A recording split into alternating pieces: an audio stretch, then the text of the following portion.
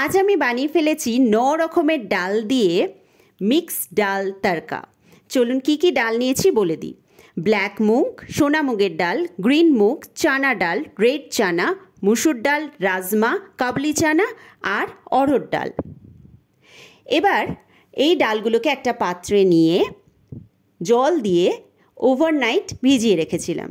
দেখুন সকালবেলায় উঠে লুকসটা আপনাদের দেখিয়ে দিলাম কীরকম। আর কি কি নিয়েছি বলছি। চপড গার্লিক, টমেটো পেস্ট 2টো মতো নেবেন, chopped onion, chopped green chilli,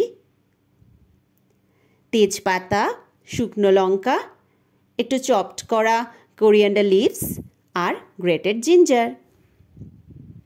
মশলায় কী কী নিয়েছি বলি। টারমারিক পাউডার, জিরা powder, coriander powder, salt, sugar, একটু রেড চিলি পাউডার আর গোটা গরম মশলা।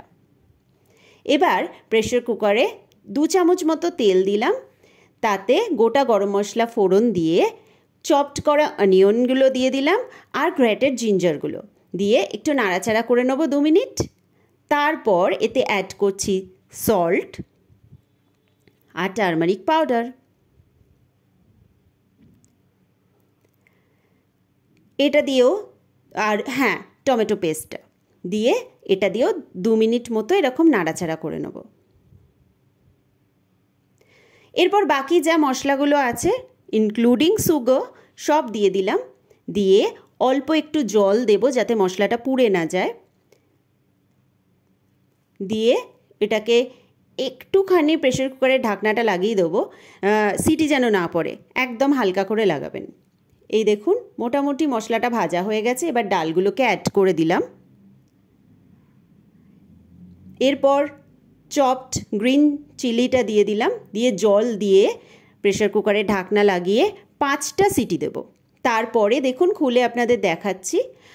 আমার ডালটা একটু পাতলা হয়েছে, আমি যেহেতু ভাত দিয়ে খাবো সেই জন্য আমি একটু পাতলা রেখেছি। আপনারা চাইলে এটাকে ঘন করে নেবেন, রুটির সাথেও খেতে পারবেন।